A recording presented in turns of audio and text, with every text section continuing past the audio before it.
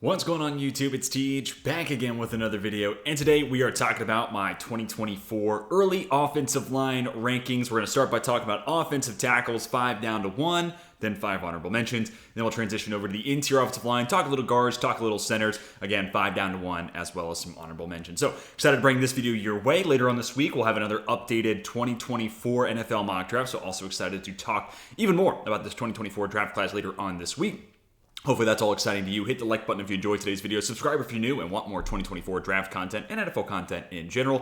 And of course, leave me your thoughts down below in the comment section. Who's the best tackle? Who's the best guard? Who's the best center? And maybe who are some of the names I left off this list that you think I'm crazy for not including as one of the top 10 interior offensive linemen or offensive tackles. So you get the gist of what we're doing. Let's go ahead and start. I'm changing up the format here, so I do have a couple of the notes about each and every one of these guys, but we will go a little bit more in depth. Let's start with 5 at the offensive tackle position, and that is Jordan Morgan. So he's coming off a big injury in 2022, but before that had by far and away his best year in his career. And you look at his 2021 PFF grades versus 2022. 2021 pass blocking grade under 54, run blocking grade right at 54, and then you get to 2022 and it's an 82.4 pass block grade and a 78.9 run blocking grade. So you can see a huge step up in the right direction. 6'4.5", about 306 pounds. You know, the size can be a little bit of a limitation there. He's probably going to be a zone blocking scheme tackle only. But that being said, I think enough offenses run it to where it's not going to limit him too much when it comes to his draft stock. He does have top-notch speed and movement skills. But that being said, despite maybe being a little bit of a smaller tackle, has a really nice base, can sit, anchor, and handle his own against bull rushers. So that's where I think the strength really won't be a concern. Maybe when we get into, when it comes to the run game and it's not getting out on the move and getting to the second level and finding a linebacker, taking advantage of his movement skills and his speed. If it's just him taking on, a big 300-pound end or, something like that, he may not be as great as some of the other guys on this list. But, and on top of that, because of his size, I think it's another thing that you kind of give and take, right? Like, where he's a little bit smaller, maybe you want someone like with Joe Alt's size. He almost always is the low man. Like, people do not get underneath him because he's 6'4.5", 306 pounds. He has a great ability to be able to sit down and no one's getting underneath him. So, give and take, 6'7" versus probably 6'4" tackle. Those are just kind of the pros and cons there you have to weigh. Like I said, he's probably a zone blocking scheme fit. We talked about the huge transformation between 2021 and 2022. That is to say he's got one bad year of college tape, one good year of college tape. So what does 2023 have in store? That's going to obviously be a huge determining factor. And of course, he's coming off an ACL injury, which this day and age in football isn't as destructive, but it is still something I have to talk about. Let's go over to J.C. Latham from Alabama, former 5-star recruit. And he's a guy that is, I don't want to say frustrating, but he's just inconsistent, and there are moments on tape where it's like, dude, man, I think there's a legit argument that he should be right up there with Alt and Olu-Fashanu. But then there's also some things that are a little worrisome. But I do have to note, last year, obviously his first year as the starting right tackle at Alabama. So for a first-year player, everything we're going to talk about, the fact that he even has those highlights where it's like, should he be in that conversation with Alt and Fashanu? That's a good place to start. And, he's 6'6", 335, but is quicker than you would expect for that size. So obviously a really good athlete, and that kind of backs up the former 5-star recruit process. And, we'll kind of talk about that with a few other of these guys. Right now plays right tackle, but I could easily see a world where a team drafts him with a thought in mind to draft him and play him at left tackle. So it's nice having experience on both sides there of the offensive line. Getting over to the negatives, there's some rough plays. And it's... I think generally he was good. That's why he's in the top 5. But there are some plays where it's like, if you're going to be a first-round type of tackle, that's just the type of stuff teams don't want to see. But again, first-year starter, that stuff's going to kind of happen. And really, where I think the issues arise is he's pretty good at guessing and kind of anticipating what's coming his way. But when he's wrong, he is as grabby as it gets in this class. 11 penalties last year. Which I think is the most of any guy we're going to talk about in today's video. So when he's wrong, it moves Alabama back 10 yards. At least you don't get the loss of down like a sack, make it 2nd and 18 versus 1st and 20. What world would you rather live in? Probably the 1st and 20 versus 2nd and 18. But that being said, he just needs to clean that up. And if he becomes a little bit less guess heavy, or at least if he's wrong, it becomes something where he's able to react, kind of like Penei Sewell at Oregon, where like even if he was wrong, he had such great recovery speed, it didn't matter. If Latham can kind of lean into his athleticism and be like, hey, I'm a former 5-star recruit, I can do this, then I think it'll be fine as long as he kind of cleans up those penalty issues from basically guessing wrong. Then we get to number 3, Kingsley Suamatai-Ia, one of the best names to say in this class, and there's a lot of really fun names in this class, but BYU starting offensive tackle, as you see on the screen, no sacks through 337 true pass sets last year, huge turnaround too, and also just a huge human being, 6'6", 325, but was already a really good pass protector, and that huge turnaround really came in the run game. Kind of opened up the year with a 62.6 run blocking grade using PFF's numbers again. Finished the year in the last half of the season with an 81.4 run blocking grade. And that's kind of one of those things I look at and I'm like, all right, this guy's starting to have a click. He's already starting to kind of turn a corner. And to see that growth in the run game makes him a really well-balanced tackle with an ideal size. He's a former 5-star recruit as well. And another example where I can say, hey, all these guys in the top 5, like especially 4 down to 1, these guys are all pretty big, but they all have really good movement skills. So this is going to get a little redundant. But Suamatai is no exception to that. Like he is a pretty fluid athlete given his size. Moving over to the negatives, there is still work to be done. So me putting him at 3 is maybe a little bit of a projection. The hand placement and his balance, sometimes he gets his top half out in front of his lower half. And when you get caught leaning like that, you get yourself into trouble. And again, hand placement, that needs to be cleaned up. But that being said, those are 2 very correctable issues right now. We'll talk about that with another guy in my honorable mentions, where it's like, you clean those up on top of his great movement skills, on top of the great pass protection we've already seen, his size, and he's coming from a school that's actually become a decent little tackle pipeline at BYU, especially for a mid-major school. I could totally see where this guy works his way into that top 3 offensive tackle conversation in first round consideration. Then we get to number 2, Olu Fashanu. Kind of put the note on here because one, if you've been around the channel going back to the 2023 draft rankings, I said this a handful of times, especially right up till Fashanu decided to go back to Penn State. He was going to be about OT2. It was going to be Paris Johnson Jr., which again, if you've been around the channel since the 2023 draft content days, I was a huge Paris Johnson Jr. believer, and Fashanu was going to be my number 2. So, obviously a huge fan of his game. And really, him and Joe Alt, we can kind of talk about them both simultaneously. To me, they're both guys that should be going in the top 10 of the NFL draft, at least with what we know right now and where it stands. Fashanu's the better pass protector. Alt gives you more in the run game.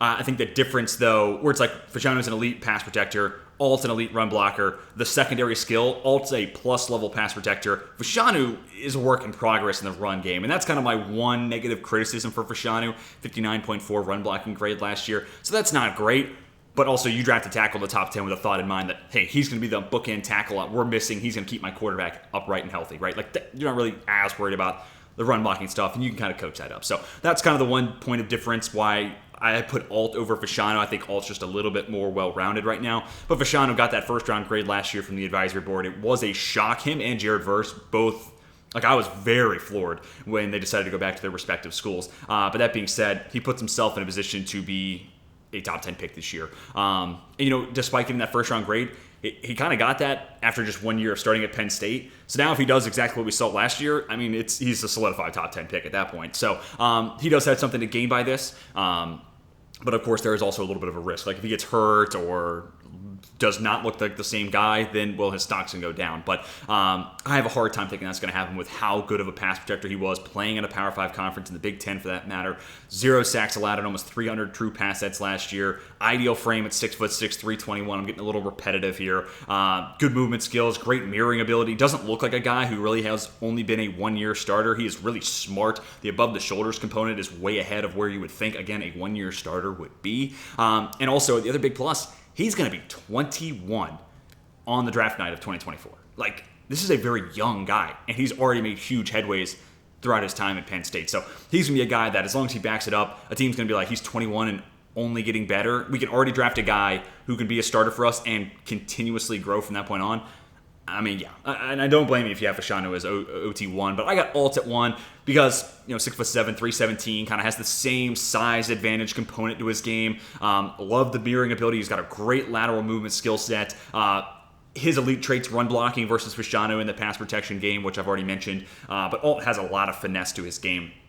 And, I think he'd be fine in a gap scheme, but you put this man in a zone blocking scheme, and his ability to run block is going to be through the roof, but also his ability to handle finesse rushers is just, it's special, man. You don't see that a whole lot at the college game. And I mean, he is playing at a school that is known for their offensive line, kind of pipeline. So, Alt, I think, is just kind of the next guy in line for this Notre Dame machine to turn out another first-round offensive tackle. But again, him and Fashanu, I think, both right now, top 10 guys when you look at the 2024 draft class. Let's go ahead and move on to some honorable mentions here. And we start with my guy, Zion Nelson. Now, I have a hard time thinking anybody's been around the channel this long, but in case you have, let me know down below in the comments section.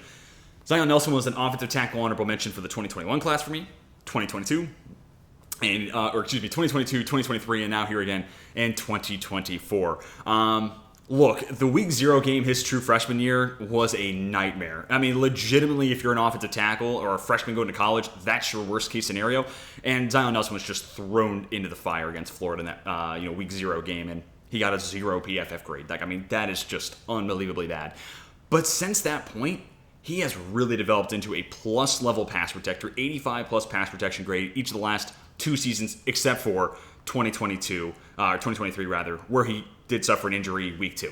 So, 2021, 2022, we were seeing this guy really kind of figure it out, become a plus level pass protector, and then he got hurt last year, and that's ultimately the reason I think he went back to Miami. If he doesn't get hurt, I think he does declare for the draft, and we might be talking about him somewhere there in the first 3 rounds, but I think that potential's still there, and this is a prove-it year for Nelson, because, he's got a little bit more eligibility left, but this is the year to do it. Like, if you're going to make yourself a first-rounder, this is the season to have. And also, I'm always intrigued by these tight end turn-off the tackles, and that's where that week 0 game, he was like 245 pounds at that time. Like, he had not fully bulked up yet, but Miami needed a starter, and he just got torn to pieces. Now, 6'5", 316. He's got a little bit more ideal size. That being said, he is much more in the line of a high-end athlete with good finesse type of pass production skills.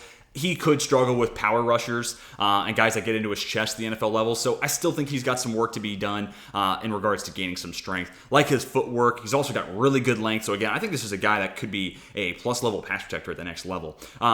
Getting over the negatives, play strength, which I've already mentioned, only played 2 games last year, not ideal. Also, what does he look like post-injury? That's always something we want to monitor. And, kind of getting back to the strength, what does that lower half look like when he needs to anchor? That's something I'm going to monitor this upcoming season. And at 6'5", 316, he struggles with leverage more than some of the other guys who were 6'7" in this class, which is a little concerning for me. So, still got work to be done, but you look at 2021 and 2022, the pass protection skills are there. And I think this is the year where, as long as he stays healthy, he'll become, that late first, second round type of tackle that teams are targeting. Marius Mims at Georgia, so former 5-star recruit, played a little bit of right tackle last year. He's in line to be the projected starter at left tackle and take over for Broderick Jones, who was obviously drafted in the first half of the first round this past NFL draft.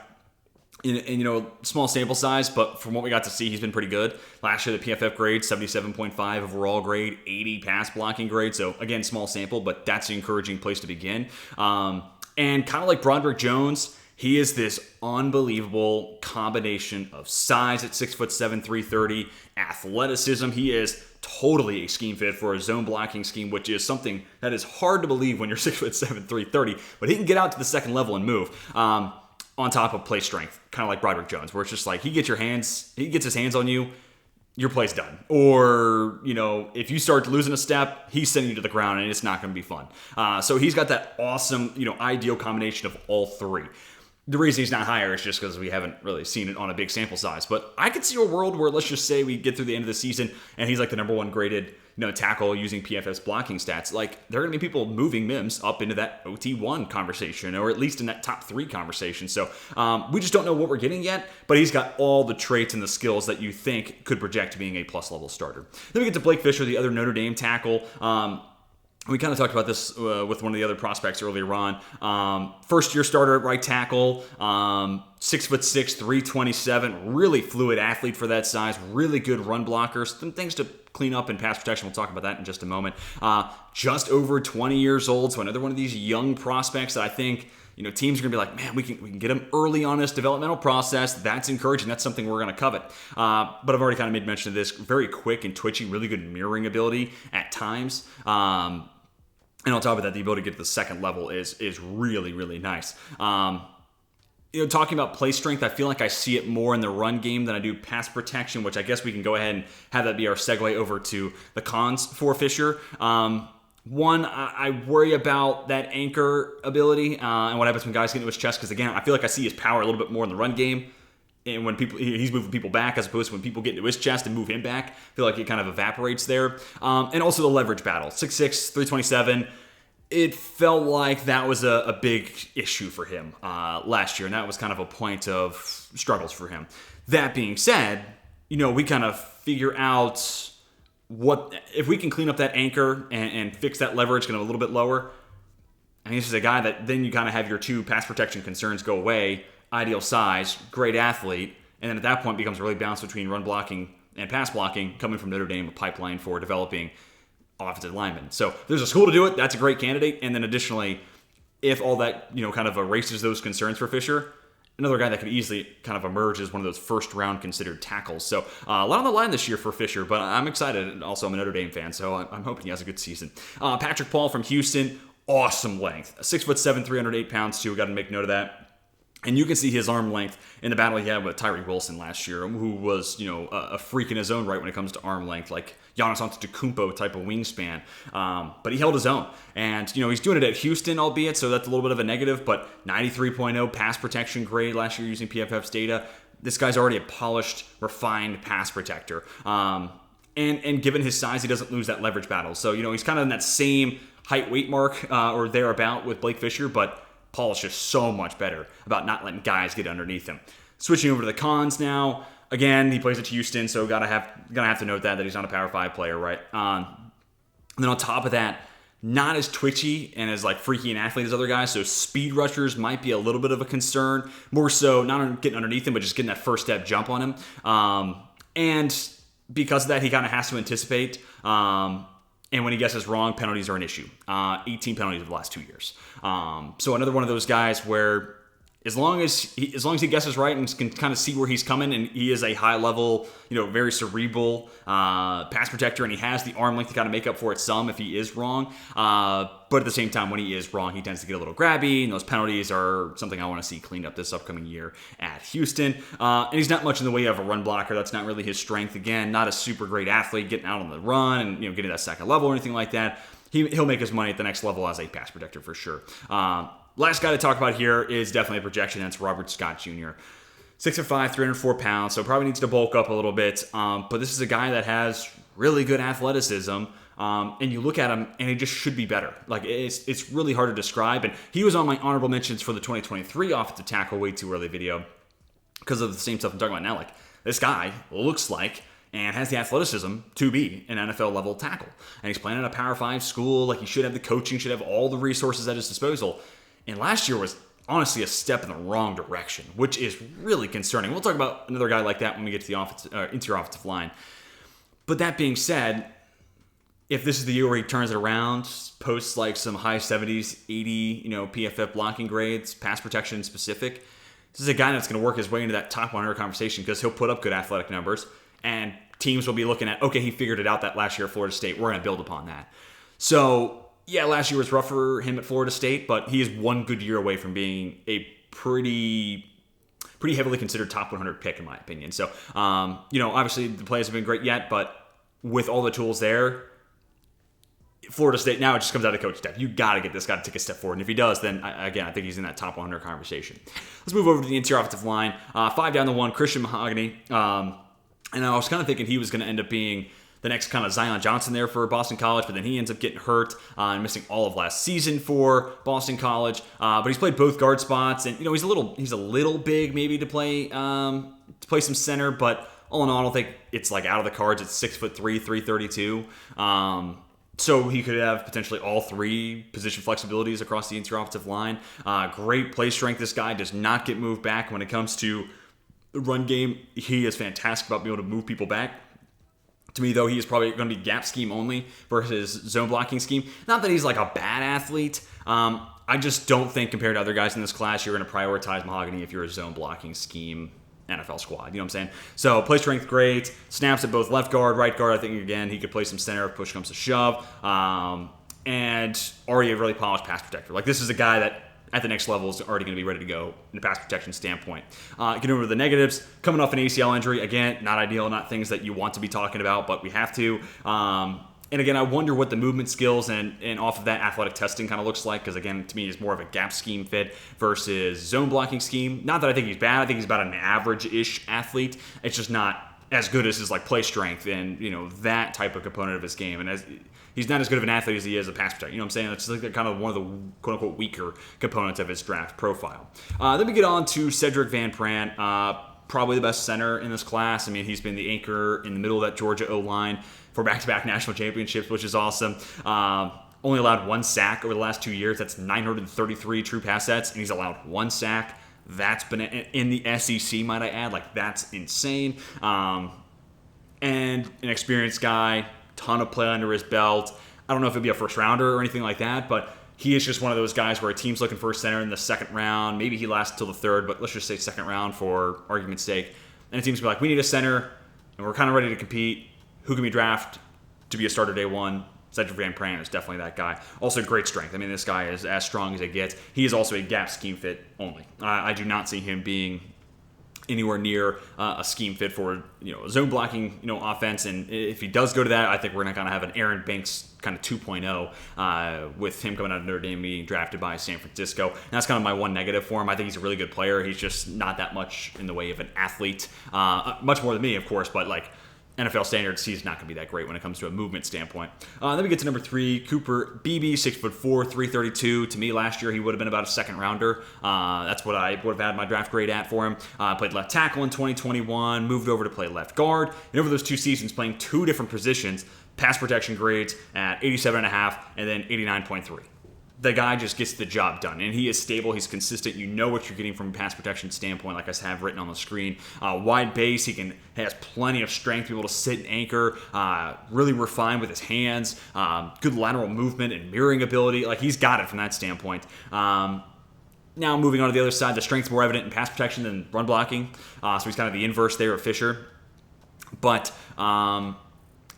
and kind of, I guess, with that, I don't envision him putting up any crazy athletic numbers. Like, I think that's kind of where it caps him. Like, maybe he could be a late first rounder, but probably more in that second round conversation just because he's a good player and you know what you're getting and you know the strengths. But going above and beyond, being a freak athlete, that's not BB's game. And that's not really what you see when you watch him at K-State.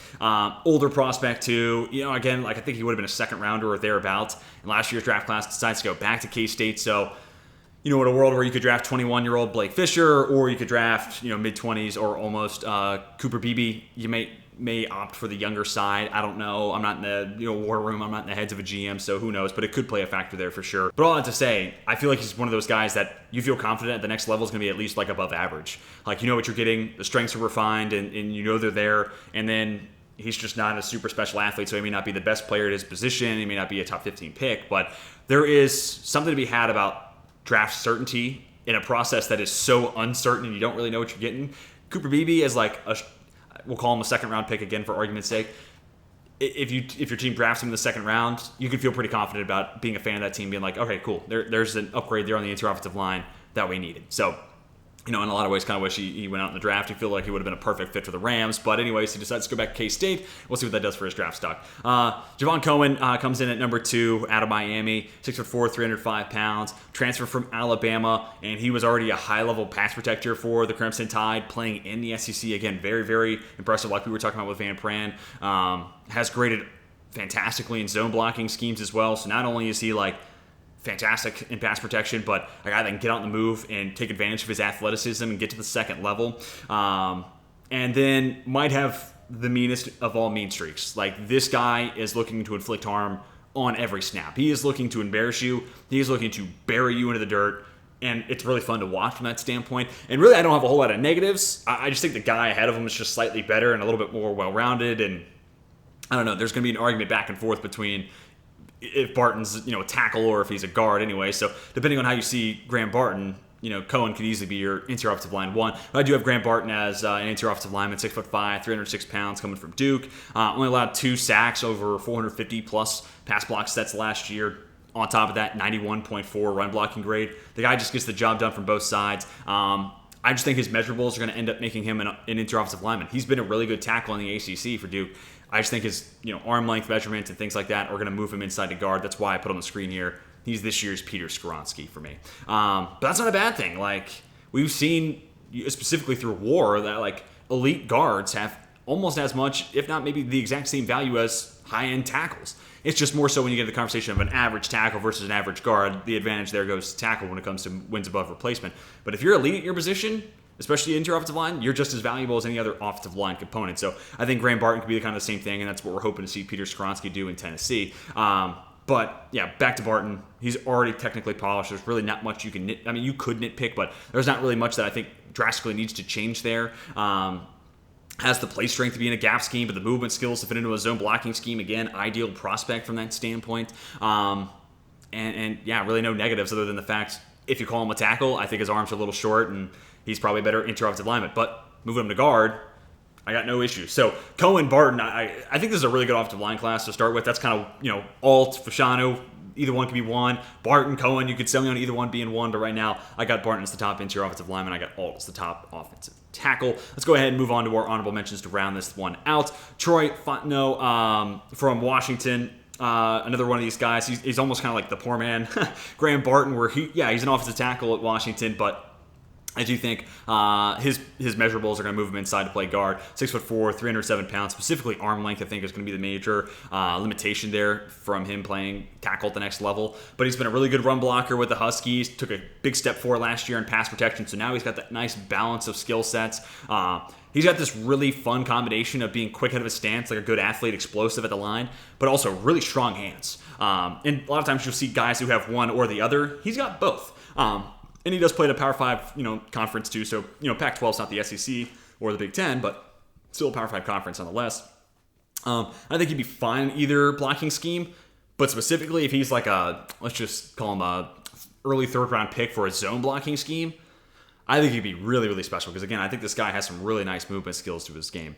Like I said, the cons, yeah, he plays left tackle, so would that position change, kind of cause some early troubles? Maybe not, but I think his measurables are much more in line with a inter-offensive lineman. And sometimes his upper half definitely gets out in front of his lower half, but that's a very correctable kind of component to his game. So we could see that kind of disappear with 2023-24 tape. It could already be a problem that's been solved. So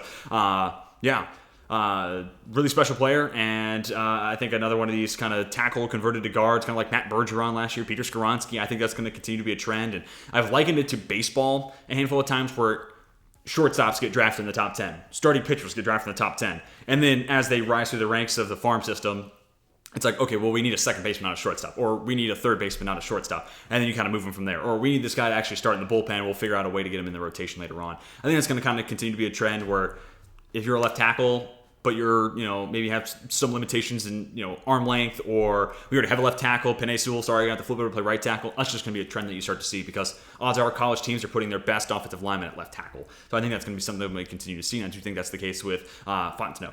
So then we get to Donovan Jackson, former 5-star recruit, number 1 overall interior offensive lineman actually in the 2021 class. So awesome recruiting profile. And I remember going into the Ohio State-Michigan game, there was a lot of talk about him versus Mozzie Smith and what type of battle that was going to be. He's already a really, really good run blocker. He's a fantastic athlete, kind of backing up that 5-star recruiting status. When it comes to getting to the next level, he's one of the best interior offensive linemen in this year's class. We just need to see more of him as a pass protector. He definitely needs to grow in that standpoint. But that being said, he's coming from a school that has also had a ton of guys drafted in the first 3 rounds of the NFL draft. They have a great coaching staff. They develop guys every single year. So if Donovan Jackson, and the reason he's the picture on the screen, even though he's not my top honorable mention, if there was a guy to leave this honorable mentions and catapult himself in the top 3 interior offensive line rankings, to me it's Donovan Jackson because Ohio State cleans up his pass protection. And then you talk about an awesome athlete, ideal size at 6'4", 300 pounds, recruiting profile to back up great college tape, hopefully, this upcoming season. Already a good run blocker. So yeah, I could totally see him be the guy that shoots up the interior offensive line rankings. And kind of talking about the concerns with pass protection, specifically its play strength, I feel like, kind of leaves a little bit of desired there. He's really good on the move, but when it comes to actually like moving defensive linemen or when guys get into his chest, not necessarily great. But again, that's correctable. A good offseason workout program, right? He could bulk up, add a little bit of muscle, and then all of a sudden that concern could go by the wayside.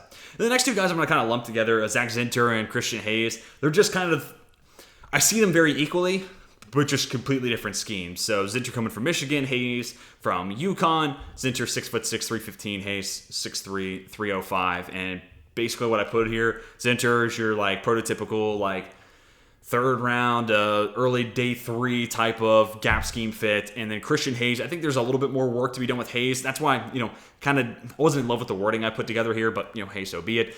Zinter, I don't think is necessarily a project, but to me, he's a guy that you draft and stash maybe for a year or two, and then eventually becomes a starter for a gap scheme. Christian Hayes is probably the one where it's like you draft him for 2 years, develop him, and then he could eventually become a starter just in a zone blocking scheme. So I see these guys very similarly. Zinter's probably a little bit more of a quote-unquote safe bet versus the project maybe Hayes is.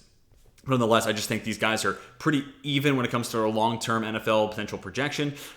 They just do it in different schemes. So that's why I kind of lumped them together here as the second to last and third to last honorable mention. And then the last one, Layden Robinson. This is kind of the same thing we were just talking about with Florida State's Robert Scott. This guy has the talent, and he was on my, actually, he wasn't even an honorable mention. He was in my top 5 interior offensive line rankings going into the 2023 draft because 6'4", 330, an absolute mover of people. He's an absolute bulldozer. But then I was like, pass protection, he's just got to really grow there across the board. Like, it's just bad right now. And kind of like Fisher, last year was really just a step in the wrong direction for him. And that's really disappointing. And I mean, I feel like I can kind of say that about Texas A&M in general, other than like Devon Achane and maybe a few others. But, given their recruits that they always have coming in 5-star after one 5-star after another 5-star, we know they have a good coach who's won a national championship. It feels like this team is always leaving meat on the bone. But hopefully that changes this year. And Layden Robinson's another one of those guys, kind of like Donovan Jackson, where it's like he's a good athlete and he's a massive, strong, great mover of people, and if you just polish him up to get average pass protection, he'll be somebody that NFL teams covet, and especially if he does take that huge step forward in pass protection to at least get to average, because last year it was bad. So if he goes from bad to average, teams are gonna be like, all right, cool, there's a progression curve we can hop on there, and at the NFL level, we'll coach him up and he'll become above average or maybe even better. But he's got the traits, he's got the physicality, he's got the strength, I think he's got enough movement skills, maybe not great, but enough movement skills, especially in a gap scheme, I think he'd be totally fine. But maybe there's a chance. We'll see what the tape looks like this year, where I could see him maybe fit into a zone scheme, but let's just call him a gap scheme fit. And as long as, again, he just cleans up that pass protection, this is a guy that should shoot up interior offensive line rankings. But if it's more of the same what we saw last year, then yeah, I'm out on Layden Robinson. But the traits are there, the frame's there, there's so much to like about him, but last year was so disappointing. And I will say he did battle some injuries last year. He did miss some time, so was that the catalyst for his bad play? Maybe, maybe not. Again, we just need to see this year's tape to see what Robinson looks like. But if he's healthy, no more excuses, right? And then if he does kind of take a huge step in the right direction, then I think we can discount 2022 and say, okay, well, he was playing banged up, and it was kind of a tumultuous season for A&M anyways. Throw that one away. Look at 2023. That's the guy that you're hoping to see continue on a breakout type of growth curve. But guys, that is going to do it for my early 2024 NFL offensive line position rankings. We went 5 down to 1 for both tackles and interior offensive line. Then I give you 5 honorable mentions for both groups. Tell me who I left out that you think I'm crazy for not including in either one of those 2 position groups. And also let me know, like, of the couple tackles I moved to interior offensive line, do you think I'm wrong on that? Do you think these guys ultimately do stick and play at tackle at the NFL level? Anything you have to share, I want to hear it down below in the comments section. Hopefully you guys enjoyed. Hit that like button if you did. Subscribe if you're new to the channel and want to see more football content like this. But that's going to do it for me. Hope you all have a fantastic rest of your day. And until next time, my name is Teej, and I am signing off.